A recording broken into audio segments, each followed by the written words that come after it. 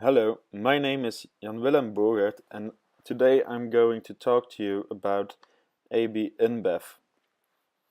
AB Inbev is one of the biggest companies in the world. It's known for brewing many beers such as Stella.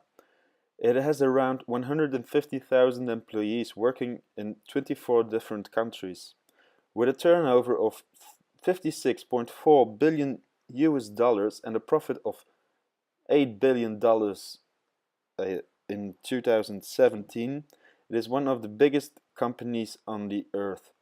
It belongs to the BEL 20 on Euronext Brussels.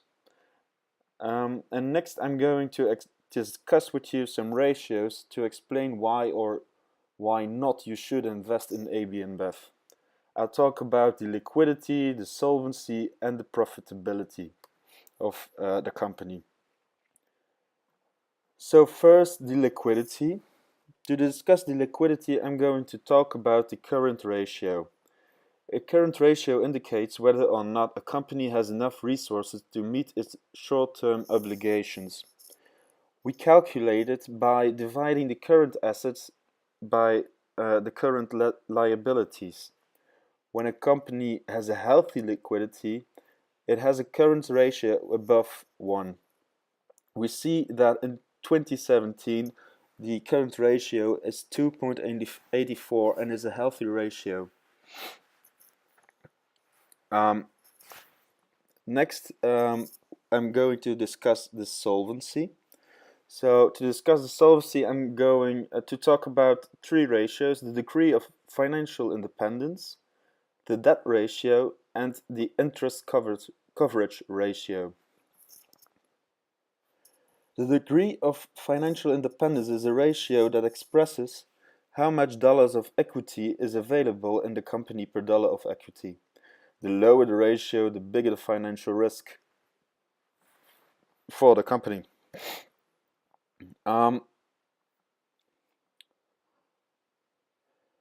So we see that it's quite stable, the degree of independence.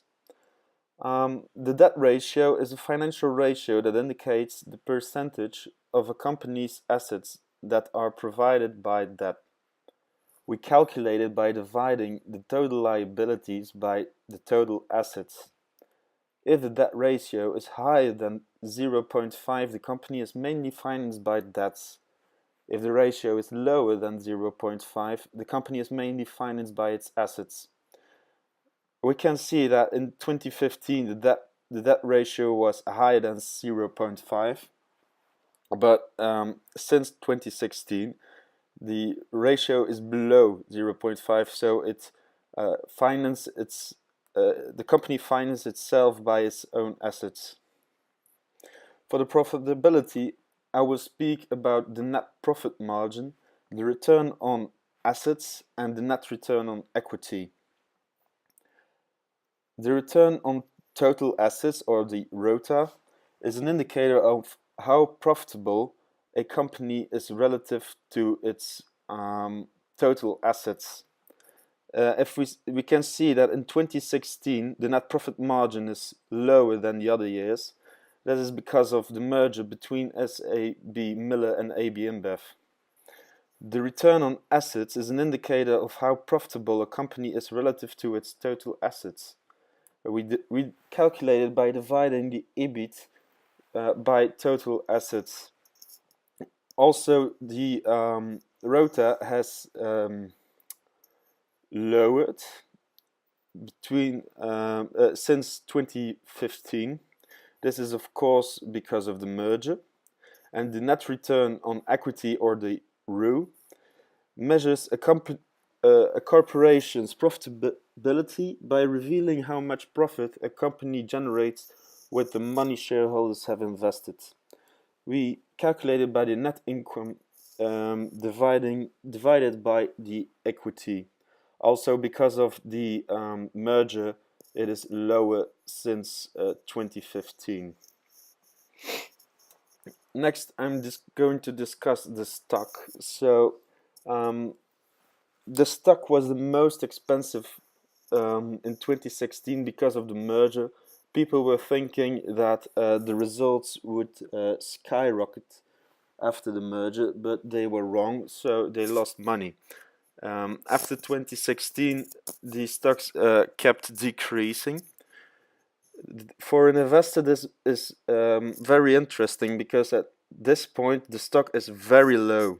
So if you buy it, you will earn money because it only can increase. It has to increase at some point. So I conclude that the ratios almost all decreased, but it doesn't mean that the company is unhealthy. The ratios are just a consequence of the merger between SAB Miller and AB Inbev. The stocks are cheap right now, and AB Inbev is a major company on the market, so it is indeed interesting to invest because profits will increase. Thank you for listening.